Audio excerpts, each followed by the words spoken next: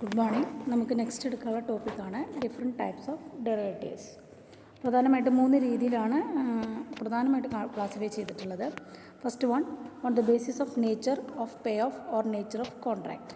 കോൺട്രാക്റ്റിൻ്റെ സ്വഭാവത്തിനനുസരിച്ച് ഡെറിവേറ്റീവ്സിന് ഉള്ള ഒരു ക്ലാസിഫിക്കേഷൻ.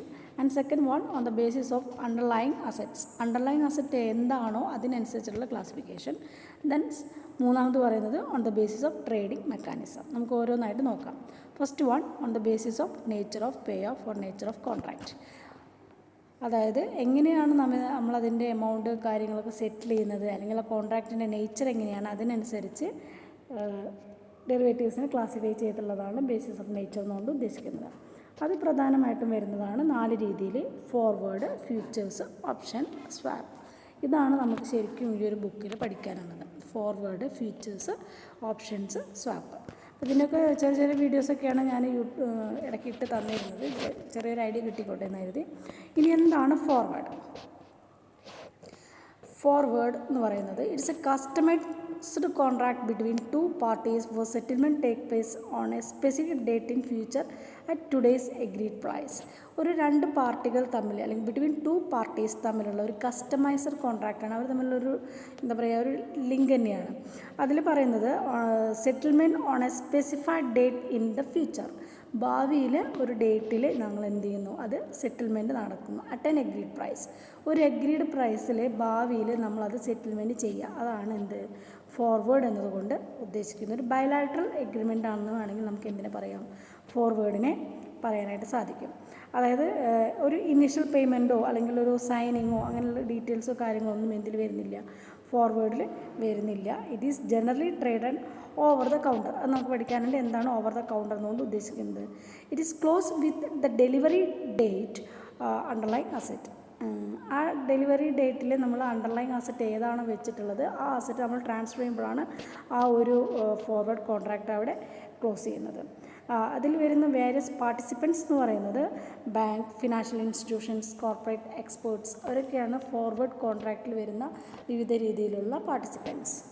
ദെൻ സെക്കൻഡ് വരുന്നതാണ് ഫ്യൂച്ചേഴ്സ്. ഫ്യൂച്ചർ എന്ന് പറയുന്നതും എന്ത് തന്നെയാണ്, എഗ്രിമെൻറ്റ് ബിറ്റ്വീൻ 2 പാർട്ടീസാണ് to buy or sell an asset. വാങ്ങുകയോ വിൽക്കുകയോ ചെയ്യുക എന്ന് പറഞ്ഞുകൊണ്ട് ക്രിയേറ്റ് ചെയ്തിട്ടുള്ള ഒരു agreement. At a certain time in the future at a certain price. ഫ്യൂച്ചറിലുള്ള ഒരു സർട്ടൻ ടൈമിൽ ഒരു ഫ്യൂച്ചറിലുള്ള സർട്ടൻ പ്രൈസിൽ എന്തെങ്കിലും സാധനങ്ങൾ വാങ്ങുകയോ വിൽക്കുകയോ ചെയ്യാം. ഇതിനെ നമുക്ക് special type of forward contracts എന്ന് വേണമെങ്കിൽ നമുക്ക് എന്തിനെ പറയാം, ഫ്യൂച്ചറിന് പറയാം. കാരണം ഫോർവേഡ് കോൺട്രാക്ട്സ് എന്ന് പറയുന്നത് the counter party to futures contract is the clearing house on the appropriate futures exchange. അതായത് ഫ്യൂച്ചർ എക്സ്ചേഞ്ച് എന്ന് പറയുന്നത് നമ്മളവിടെ അണ്ടർലൈങ് അസറ്റ് ഒരു ഫിസിക്കൽ ഡെലിവറി നടത്തുമ്പോഴാണ് നമ്മൾ എന്ത് ചെയ്യുന്നത്, ഫ്യൂച്ചർ കോൺട്രാക്റ്റ് കംപ്ലീറ്റ് ആവുന്നത്. അണ്ടർലൈങ് അസറ്റ് നമ്മൾ മുന്നേക്ക് പറഞ്ഞ പോലെ ഈ മാവൊക്കെ പൂക്കുമ്പോൾ നമ്മൾ അതിൻ്റെ ഒരു എന്താ പറയുക, നമ്മളതിനൊരു വിലയിടും. എന്നിട്ട് ആ മാങ്ങ ഉണ്ടായിക്കഴിഞ്ഞാൽ നമ്മൾ ആ ഒരു ഡേറ്റിന് നമ്മളത് പറയ്ക്കുക, അന്നത്തെ വില തരുന്നുള്ള ഒരു കൺസെപ്റ്റാണ് ഇവിടെ, ബേസിക്കൽ നോർമൽ കൺസെപ്റ്റിൽ. അപ്പോൾ നമ്മൾ എപ്പോഴാണോ അണ്ടർലൈങ് അസറ്റ് ട്രാൻസ്ഫർ ചെയ്യുന്നത്, എപ്പോഴാണോ ആ മാവിൽ നിന്ന് മാങ്ങയൊക്കെ പറിച്ച് നമ്മൾ കൊടുക്കുന്നത്, അപ്പോഴാണ് നമ്മൾ ആ എഗ്രിമെൻ്റ് അവിടെ ക്ലോസ് ആവുന്നത്. Okay. Then next third one പറയുന്നതാണ് options. Option means refers to the right to buy or sell a security or other assets during a given time for a specified price. ഏതെങ്കിലും ഒരു specified പ്രൈസിൽ വാങ്ങുകയോ വിൽക്കുകയോ ചെയ്യാനുള്ള ഒരു obligation, അല്ലേ? ഒരു obligation അല്ല, എന്താ പറയുക, ഒരു റൈറ്റ്. അതിനെയാണ് നമുക്ക് എന്താ പറയുക, ഓപ്ഷൻ എന്ന് പറയുന്നത്. ഒരു സ്ട്രൈക്ക് പ്രൈസിലാണ് നമ്മളിവിടെ ബൈയിങ് അല്ലെങ്കിൽ സെല്ലിങ്ങും നടത്തുന്നത്. സ്ട്രൈക്ക് പ്രൈസിലാണ്. Once the option is offered it is the option writer's obligation. ഇപ്പോൾ നമ്മളൊരു ഓപ്ഷൻ ക്രിയേറ്റ് ചെയ്ത് കഴിഞ്ഞാൽ ഓപ്ഷൻ റൈറ്ററുടെ ഒബ്ലിഗേഷനാണ് കോൺട്രാക്റ്റ് ഫില്ല് ചെയ്യുക എന്നുള്ളത്. If one party has the option the other party has an obligation. ഇപ്പോൾ ഒരാൾക്ക് ഓപ്ഷൻ ആണെങ്കിൽ അതർ പാർട്ടിക്ക് എന്തായിരിക്കും, ഒബ്ലിഗേഷൻ ക്രിയേറ്റഡ് ആവും. അതാണ് ഓപ്ഷൻ എന്നുകൊണ്ട് ഉദ്ദേശിക്കുന്നത്. Then next swaps, fourth one. ഇതെല്ലാം നമുക്ക് ഡീറ്റെയിൽ ആയിട്ട് ഓരോ ചാപ്റ്ററിൽ പഠിക്കാറുണ്ട്, അപ്പോൾ നമുക്ക് ഡീറ്റെയിൽ ആയിട്ട് പഠിക്കാം. Next swaps. Swaps are private agreement between 2 parties exchange cash flow at a periodic intervals for a specified period of time. Exchanging ആണ് അവിടെ സ്വാപ്പിൽ നടക്കുന്നത്. ഒരു പ്രൈവറ്റ് എഗ്രിമെൻ്റ് ആണ് ബിറ്റ്വീൻ 2 പാർട്ടീസ്. ഫോർവേഡ് കോൺട്രാക്റ്റിന് ഒരു പോർട്ട്ഫോളിയോസ് എന്ന് പറയാം. പോർട്ട്ഫോളിയോ എന്ന് പറഞ്ഞാൽ എന്താണ്? കോമ്പിനേഷൻ എന്ന് വേണമെങ്കിൽ നമുക്ക് പറയാം. Generally consist of large financial institution, other large brokerage houses. വലിയ ഫിനാൻഷ്യൽ ഇൻസ്റ്റിറ്റ്യൂഷനിൽ ബ്രോക്കറേജ് ഹൗസുകളിലൊക്കെയാണ് നമ്മൾ എന്ത് നടക്കുന്നത്? സ്വാപ്പിംഗ് നടക്കുന്നത്. ഒരു എക്സ്ചേഞ്ചാണ്. അതായത് നമ്മുടെ മുൻപുണ്ടായിരുന്ന ബാർട്ടർ സമ്പ്രദായത്തിനൊക്കെ ഒരു മോഡലായിട്ട് വരും. ഒരു എക്സ്ചേഞ്ചിങ് ആണ് ഇവിടെ നടക്കുന്നത്, സ്വാപ്പിൽ നടക്കുന്നത്. To market the swap to reduce the risk of counter party default. അപ്പോൾ നമുക്ക് നമ്മുടെ റിസ്ക് കുറയ്ക്കാൻ വേണ്ടിയിട്ട് നമ്മൾ എന്ത് ചെയ്യുന്നു? എക്സ്ചേഞ്ച് ചെയ്യുന്നു. അതാണ് സ്വാപ്പ് എന്ന് പറയുന്നത്. അപ്പോൾ പ്രധാനമായിട്ടും on the basis of nature of കോൺട്രാക്റ്റിൻ്റെ അടിസ്ഥാനത്തിൽ ക്ലാസിഫൈ ചെയ്തിട്ടുള്ളതാണ് ഫോർവേഡ്, ഫ്യൂച്ചർ, ഓപ്ഷന്, സ്വാപ്സ്. ഈ നാലും നമുക്ക് ഡീറ്റെയിൽ ആയിട്ട് ഓരോ ചാപ്റ്ററിലും പഠിക്കാനുണ്ട്. വിശദമായിട്ട് പഠിക്കാം കേട്ടോ. Okay, then next second classification വരുന്നതാണ് on the basis of underline assets. Underline asset എന്താണോ അതിനനുസരിച്ചിട്ട് നമുക്ക് എന്ത് ചെയ്യാം? നമ്മുടെ ഡെറിവേറ്റീവ്സിന് ക്ലാസിഫൈ ചെയ്തിട്ടുണ്ട്. അതിൽ ഫസ്റ്റ് വൺ പറയുന്നത് commodity derivatives, second one financial derivatives. Commodity ഡെറിവേറ്റീവ്സും ഫിനാൻഷ്യൽ ഡെറിവേറ്റീവ്സും നമുക്ക് ആ പേരിൽ തന്നെ ഉണ്ട്. കമ്മോഡിറ്റി ഡെറിവേറ്റീവ്സ് എന്ന് പറഞ്ഞാൽ എന്തായിരിക്കുമെന്ന് അല്ലേ? The first to emerge case of commodity derivatives ആണ് ആദ്യമായിട്ട് ക്രിയേറ്റഡ് ആയിട്ടുള്ളത്. ഇതിൽ പറയുന്നത് എന്താണെന്ന് വെച്ചാൽ it's the commodities may be agriculture products such as rice ആയിരിക്കാം, വീറ്റ് ആയിരിക്കാം, കോട്ടൺ ആയിരിക്കാം, ടീ, കോഫി, റബ്ബർ എക്സെട്ര. അതുപോലെ തന്നെ copper, tin, gold, silver etcetera. എന്തോ ആയിക്കോട്ടെ, അഗ്രികൾച്ചർ പ്രൊഡക്ട്സുകളോ അതല്ലെങ്കിൽ മെറ്റൽസോ എന്തോ ആയിക്കോട്ടെ, അതിനെയാണ് നമ്മൾ എന്ത് പറയുന്നത്? കമ്മോഡിറ്റി ഡെറിവേറ്റീവ്സ് എന്നുകൊണ്ട് ഉദ്ദേശിച്ചത്. അവിടെ ഒരു പ്രൊഡക്റ്റ് ഉണ്ടായിരിക്കും, അതാണ് കമ്മോഡിറ്റി ഡെറിവേറ്റീവ്സ്. സെക്കൻഡ് വൺ പറയുന്നതാണ് financial derivatives. In the case of financial derivatives underlying assets R financial instruments. ഇവിടെ നമ്മുടെ ഒരു എന്താ പറയുക, കമ്മോഡിറ്റി അല്ല, ഫിനാൻഷ്യൽ ഇൻസ്ട്രുമെൻറ്റ്സ് ആണ് ഇവിടെ പ്രൊഡക്റ്റായിട്ട് പറയുന്നത്. ചിലപ്പോൾ കറൻസി ആയിരിക്കാം, ഷെയറുകളായിരിക്കാം, സെക്യൂരിറ്റി ആയിരിക്കാം, ഇൻട്രസ്റ്റ് റേറ്റ് ആയിരിക്കാം. ഓക്കെ, അപ്പോൾ പല രീതിയിലുള്ള ഫിനാൻഷ്യൽ ഡെറിവേറ്റീവ്സ് നമുക്ക് പഠിക്കാനുണ്ട്. അപ്പോൾ ഫിനാൻഷ്യൽ ഡെറിവേറ്റീവ്സിൻ്റെ ഫീച്ചേഴ്സ് പഠിക്കാനുണ്ട്. ഫീച്ചേഴ്സ് എന്ന് പറയുമ്പോൾ ഒരു ഫിനാൻഷ്യൽ കോൺട്രാക്റ്റാണ്, അതുപോലെ തന്നെ ഫിനാൻഷ്യൽ കോൺട്രാക്ട് ബിറ്റ്വീൻ ടു പാർട്ടീസാണ്. അതിൻ്റെ വാല്യുബിൾ ഇൻഫർമേഷൻസ് എന്ന് പറയുന്നത് ഒരു വാല്യുബിൾ ആയിട്ടുള്ള ഫിനാൻഷ്യൽ ഇൻസ്ട്രുമെൻ്റ് ആണ് ഇവിടെ എന്ത് അണ്ടർലൈങ് അസറ്റായിട്ട് നമ്മൾ വെക്കുന്നത്. അതുപോലെ തന്നെ it is undertaken directly by the two parties through the particular എക്സ്ചേഞ്ചിലൂടെ നമ്മൾ ആ രണ്ട് പാർട്ടീസിനെ നമ്മൾ യോജിപ്പിക്കുകയാണ് ചെയ്യുന്നത്. അതുപോലെ തന്നെ ഒരു ഫിനാൻഷ്യൽ സ്റ്റേറ്റ്മെൻറ്റിൽ നമുക്ക് ചിലപ്പോൾ കാണാൻ പറ്റിക്കൊള്ളുന്നില്ല. അതുപോലെ ഫിനാൻഷ്യൽ ഡെറിവേറ്റീവ്സ് എന്ന് പറയുന്നത് underlying asset is not involve. നമ്മളൊരു അണ്ടർലൈങ് അസറ്റ് നമുക്ക് ബൈ ഹാൻഡ് ചിലപ്പോൾ ട്രാൻസ്ഫർ ചെയ്യേണ്ട ആവശ്യം വരുന്നില്ല. അപ്പോൾ ഏതൊക്കെയാണ് different types of financial derivatives എന്ന് പറയുന്നത്? അതാണ് നെക്സ്റ്റ് പറയുന്നത്. First one currency derivatives. ഓരോന്നോ പേരിൽ തന്നെ നമുക്കറിയാൻ പറ്റും. Derivatives can be exchange on അല്ലെങ്കിൽ based on exchange rate of various currency. വിവിധ രീതിയിലുള്ള കറൻസികളുടെ വാല്യൂസ് വെച്ചിട്ട് നമ്മൾ ഡെറിവേറ്റീവ്സ് ക്രിയേറ്റ് ചെയ്യുന്നതാണ് കറൻസി ഡെറിവേറ്റീവ്സ് എന്നുകൊണ്ട് ഉദ്ദേശിക്കുന്നത്. ഇപ്പോൾ ഫോർ എക്സാമ്പിൾ ഇന്ന് ഒരു എക്സാമ്പിളാണ്, ഒരു ദിർഹം എന്ന് പറയുന്നത് 15 രൂപയാണെങ്കിൽ അത് 2 മാസം കഴിഞ്ഞാൽ 20 രൂപയാകും എന്നുള്ള ഒരു കൺസെപ്റ്റിൽ നമ്മൾ എന്ത് ചെയ്യുക? കറൻസി ഫിനാൻഷ്യൽ ഡെറിവേറ്റീവ്സ് ക്രിയേറ്റ് ചെയ്യുക. അതാണ് എക്സാമ്പിൾ ആട്ടോ. ഇനി നെക്സ്റ്റ് പറയുന്നതാണ് ഇൻട്രസ്റ്റ് റേറ്റ് ഡെറിവേറ്റീവ്സ്. അതായത് ഡെറിവേറ്റീവ്സ് അണ്ടർലൈങ് അസറ്റ് ഇവിടെ എന്താണ്? ഇൻട്രസ്റ്റ് റേറ്റ് ആണ്.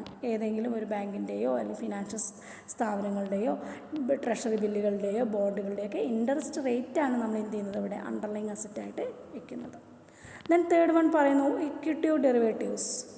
ഇക്വിറ്റി ഡെറിവേറ്റീവ്സ് എന്ന് പറയുമ്പോൾ അണ്ടർലൈങ് അസറ്റ് എന്ന് പറയുന്നത് ഇക്വിറ്റി സ്റ്റോക്ക് ആണ്.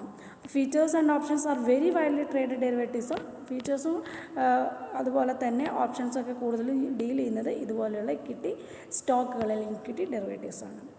ഇനി ഫോർത്ത് വൺ പറയുന്നു സ്റ്റോക്ക് ഇൻഡിസസ് ഡെറിവേറ്റീവ്സ്. അതായത് various stock indices in the stock markets R possible the most stock. അപ്പോൾ വിവിധ രീതിയിലുള്ള സ്റ്റോക്ക് മാർക്കറ്റിൽ ഉണ്ടാകുന്ന സ്റ്റോക്ക് ഇൻഡെക്സുകളാണ് നമ്മൾ അണ്ടർലൈങ് അസറ്റായിട്ട് വെക്കുക. അതാണ് സ്റ്റോക്ക് ഇൻഡിസസ് ഡെറിവേറ്റീവ്സ് കൊണ്ട് ഉദ്ദേശിക്കുന്നത്. Then next one credit derivatives.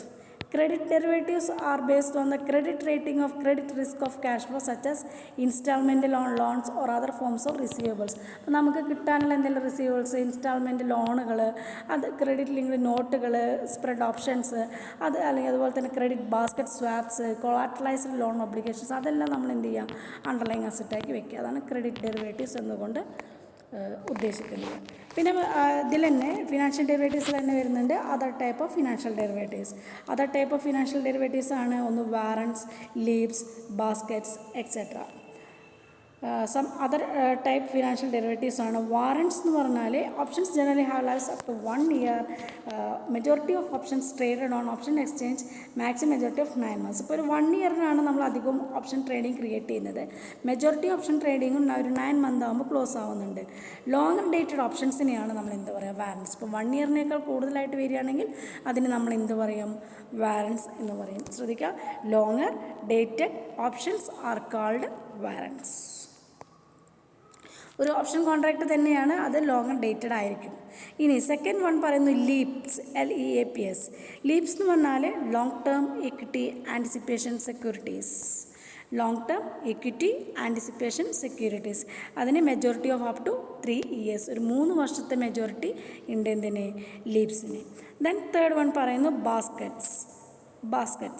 Baskets എന്ന് പറഞ്ഞാൽ options on portfolios of underlying assets. Portfolio എന്ന് പറഞ്ഞാൽ കോമ്പിനേഷൻസ് അല്ലേ, ഒരു കൂട്ടം ഓപ്ഷൻസിൻ്റെ ഒരു കോമ്പിനേഷനെയാണ് ബാസ്ക്കറ്റ് എന്ന് പറയുന്നത്. അതിൽ പല രീതിയിലുള്ള അണ്ടർലൈങ് അസറ്റുകൾ വരാനായിട്ട് ചാൻസ് ഉണ്ട്. ഫിനാൻഷ്യൽ ഡെറിവേറ്റീവ്സ് വീണ്ടും ക്ലാസിഫൈ ചെയ്യുന്നുണ്ട്. ഫ്യൂച്ചർ ഓപ്ഷൻ, അതുപോലെ തന്നെ forward, swap, warrant, convertible, swap options etcetera. അത് നമുക്ക് പഠിക്കാനില്ല.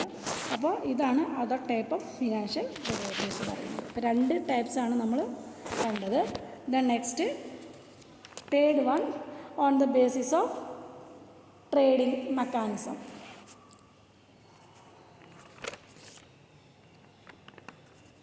ഇതിൽ വരുന്ന കൺവേർട്ടബിൾസ്, അതുപോലെ തന്നെ വെതർ ഡെറിവേറ്റീവ്സ് എന്ന് പറഞ്ഞിട്ടുണ്ട്. അത് കൺവേർട്ടബിൾസ് എന്ന് പറഞ്ഞാൽ ഹൈബ്രിഡ് ആണ്, അതുപോലെ തന്നെ നമുക്കത് കൺവേർട്ട് ചെയ്യാനായിട്ട് സാധിക്കും. പിന്നെ വെതർ ഡെറിവേറ്റീവ്സ് എന്ന് പറയുന്നത് ഫിനാൻഷ്യൽ ഇൻസ്ട്രുമെൻ്റ് ആണ്, അതുപോലെ തന്നെ വെതർ കണ്ടീഷൻസിനനുസരിച്ചിട്ട് നമ്മൾ അതിന് ഡെറിവേറ്റീവ് ഫിക്സ് ചെയ്യുക, അല്ലെങ്കിൽ ഒരു എന്താ പറയുക, അണ്ടർലൈൻ അസറ്റാക്കി എടുക്കുക. അപ്പോൾ അത് ഞാനിതിൽ ജസ്റ്റ് വിട്ടുപോയിട്ടുണ്ട്, കൺവേർട്ടബിൾസും വെതർ ഡെറിവേറ്റീവ്സും അതർ ഫിനാൻഷ്യൽ ഡെറിവേറ്റീവ്സിൽ വരുന്നതാണ് കേട്ടോ. ദെൻ നെക്സ്റ്റ് ക്ലാസിഫിക്കേഷനാണ് on the basis of trading mechanism. എങ്ങനെയാണ് ഡെറിവേറ്റീവ്സ് നടത്തുന്നത് എന്നതിനനുസരിച്ചിട്ട് നമ്മൾ എന്ത് ചെയ്യുക, ക്ലാസിഫൈ ചെയ്തിട്ടുള്ളതാണ്. 2 രീതിയിലാണ് ക്ലാസിഫൈ ചെയ്തിട്ടുള്ളത്. ഒന്ന് ഓവർ ദ കൗണ്ടർ ഡെറിവേറ്റീവ്സും, 2 എക്സ്ചേഞ്ച് ട്രേഡഡ് ഡെറിവേറ്റീവ്സും. ഓവർ ദ കൗണ്ടർ ഡെറിവേറ്റീവ്സ് എന്ന് പറയുന്നത് these contracts that are traded outside the exchange, അതായത് എക്സ്ചേഞ്ചിന് പുറത്ത് നിന്നുകൊണ്ട് നമ്മൾ എന്ത് ചെയ്യുക, അതിൻ്റെ trading mechanism create, not traded in the derivative market. ഇവിടെ ഡയറക്റ്റ്ലി ബിറ്റ്വീൻ 2 parties ഉണ്ടായിരിക്കും, വിത്തൗട്ട് ഗോയിങ് ത്രൂ ദ എക്സ്ചേഞ്ചിലൂടെ അല്ലാതെ എന്ത് ചെയ്യുന്നവർ ഡെറിവേറ്റീവ് ആക്ടിവിറ്റീസ് നടത്തുന്നു. ഇതിൻ്റെ ഒരു മെറിറ്റ്സ് എന്ന് പറയുമ്പോൾ സ്വാഭാവികമായിട്ടും നമുക്ക് പറയാൻ പറ്റും, ലിമിറ്റ്ലെസ് ആണ്, ഫ്ലെക്സിബിലിറ്റി ഉണ്ടാവും, അതുപോലെ തന്നെ മറ്റ് കോൺട്രാക്റ്റിംഗ് പാർട്ടിയുടെ റിക്വയർമെൻറ്റ് മാത്രം നമ്മൾ നോക്കിയാൽ മതി, അണ്ടർലൈങ് അസറ്റ് ഏത് വേണമെങ്കിലും ആവാം. ഇങ്ങനെയുള്ള മെറിറ്റ്സുകളൊക്കെ ഈ ഓവർ ദ കൗണ്ടർ ഡെറിവേറ്റീവ്സിന് ഉണ്ടെങ്കിൽ കൂടി ഡിമെറിറ്റ്സും ഉണ്ട്. കാരണം എന്താ, ഒരുപാട് റിസ്ക് ആണ്, അതുപോലെ തന്നെ സെല്ലേഴ്സും ബയേഴ്സും തമ്മിലുള്ള ആ ഒരു മ്യൂച്വൽ എഗ്രിമെൻ്റ് അവിടെ ക്രിയേറ്റഡ് ആവുന്നില്ല, അതുപോലെ തന്നെ പ്രൈസിങ്ങിൽ സ്ക്യൂനെസ് നടത്താനുള്ള ചാൻസുകൾ കൂടുതലാണ്, കോസ്റ്റ് ഹൈ ആണ്, അത് അതിൻ്റെ ഡിമെറിറ്റ്സ് ആയിട്ട് വരും. ദെൻ സെക്കൻഡ് വൺ പറയുന്നു exchange traded derivatives. This means the derivatives exchange acts as an intermediary to all transaction, take initial margin from both sides of the trade to act as a guarantee. ഒരു guarantee എന്ന രീതിയിൽ 2 പാർട്ടികളുടെ കയ്യിൽ നിന്നും ഒരു 5% initial margin വാങ്ങിക്കുകയും എന്നിട്ട് വ്യാപാരത്തിൽ ഏർപ്പെടുക, അല്ലെങ്കിൽ ഡെറിവേറ്റീവ് ആക്ടിവിറ്റീസിൽ ഏർപ്പെടുക. ഈ ഒരു എക്സ്ചേഞ്ചിലൂടെ മാത്രം നമ്മൾ എന്ത് ചെയ്യുക, ആക്ടിവിറ്റീസ് ചെയ്യുക. ഫ്യൂച്ചേഴ്സും നമുക്ക് എക്സ്ചേഞ്ചിലൂടെ മാത്രമേ ചെയ്യാൻ പറ്റുള്ളൂ, പക്ഷേ options can be both exchange traded as well as OTC, 2 നമുക്ക് ചെയ്യാൻ പറ്റും. ഇനി വേൾഡ്സിലെ ലാർജസ്റ്റ് ഡെറിവേറ്റീവ് എക്സ്ചേഞ്ച് ആണ് Korea exchange, then Europe CME and CBT. Okay, ഇനി എക്സ്ചേഞ്ച് ട്രേഡ് ഡെറിവേറ്റീവ്സിൻ്റെ മെറിറ്റ്സ് എന്ന് പറയുമ്പോൾ ഫ്രീ ഫ്രം കൗണ്ടർ പാർട്ടിയാണ്, ട്രാൻസാക്ഷൻ കോസ്റ്റ് കുറവാണ്, investor can enter and exit from any time. Demerits എന്ന് പറയുമ്പോൾ ലെസ് ഫ്ലെക്സിബിൾ ആയിരിക്കും, നോട്ട് കസ്റ്റമൈസ്ഡ് ആയിരിക്കും, അല്ലേ? നമുക്ക് ഓരോന്നിനും അതിൻ്റേതായ മെറിറ്റ്സും ഡിമെറിറ്റ്സും വരുന്നുണ്ട്. ഇനി ഇതിൽ വരുന്ന ടോപ്പിക്കാണ് difference between exchange traded and OTC derivatives. നിങ്ങൾ നോക്കുക, എന്നിട്ട് ഇതെല്ലാം നിങ്ങൾ നോക്കണം കേട്ടോ. ഇതിൽ എക്സ്ചേഞ്ച് അല്ലെങ്കിൽ ETD എക്സ്ചേഞ്ച് ട്രേഡഡും അതുപോലെ തന്നെ OTC ട്രേഡഡും ഓവർ ദ കൗണ്ടർ ഇതും തമ്മിലുള്ള ഡിഫറൻസാണ് പറയുന്നത്. അതിൽ എക്സ്ചേഞ്ച് ട്രേഡഡ് എന്ന് പറയുന്നത് ഒരു കൗണ്ടർ പാർട്ടി റിസ്ക് അതിൽ വരുന്നില്ല, OTCയിൽ ഒരു കൗണ്ടർ പാർട്ടി റിസ്ക് വരുന്നുണ്ട്. അതുപോലെ തന്നെ exchange trade derivatives are contracts the trade on an organised എക്സ്ചേഞ്ചിലൂടെയാണ് എക്സ്ചേഞ്ച് ട്രേഡ് നടക്കുന്നത്. ഇവിടെ റിസൾട്ട് ഫ്രം ബിറ്റ്വീൻ 2 പാർട്ടീസ് തമ്മിലുള്ള എഗ്രിമെൻറ്റ് മാത്രമാണ് നടക്കുന്നത്. പിന്നെ വരുന്നു ട്രാൻസാക്ഷൻ കോസ്റ്റ് ആർ ലെസ് ആണ്, ഇവിടെ OTCയിൽ ട്രാൻസാക്ഷൻ കോസ്റ്റ് ഹൈ ആണ്. പിന്നെ എക്സ്ചേഞ്ച് ട്രേഡറിൽ വരുന്നത് the contracts have standardised terms set by the exchange by the clearing house. Clearing house declare ചെയ്തിട്ടുള്ള ഒരു സ്റ്റാൻഡേർഡ് ഫോർമാറ്റിലാണ് ചെയ്യുന്നത്. ഇവിടെ അങ്ങനെ പ്രത്യേകിച്ച് സ്റ്റാൻഡേർഡ് ഫോർമാറ്റില്ല. പിന്നെ പ്രൈസസ് ആർ പബ്ലിക്കലി അവൈലബിൾ ആണ്, പ്രൈസസ് ആർ നോട്ട് അവൈലബിൾ. പിന്നെ market traders do not know each other, അല്ലേ? ഒരു ക്ലിയറിംഗ് ഹൗസ് ഒക്കെ ആകുമ്പോൾ അവർക്ക് അങ്ങോട്ടും ഇങ്ങോട്ടും പരസ്പരം അറിയണമെന്നില്ല, പക്ഷേ ഇവിടെ മാർക്കറ്റ് പ്ലേസിന് പരസ്പരം നല്ല റിലേഷൻ ഉണ്ടായിരിക്കും. അപ്പോൾ ഇതൊക്കെയാണ് പ്രധാനമായിട്ടും വരുന്ന ഫിനാൻഷ്യൽ ഡെറിവേറ്റീവ്സിൻ്റെ ക്ലാസിഫിക്കേഷൻസ് എന്ന് പറയുന്നത്. അപ്പോൾ നിങ്ങൾ ഇത് നോക്കുക, ഇതിൻ്റെ കൂടുതൽ റെഫറൻസുകൾ എടുക്കുക, എന്നിട്ട് നോട്ട്സുകൾ ഷോർട്ട് നോട്ടുകളായിട്ട് എഴുതി പഠിക്കുക. ഓക്കെ, എന്തെങ്കിലും ഡൗട്ട് ഉണ്ടെങ്കിൽ എന്നെ വിളിക്കുക. Okay, thank you.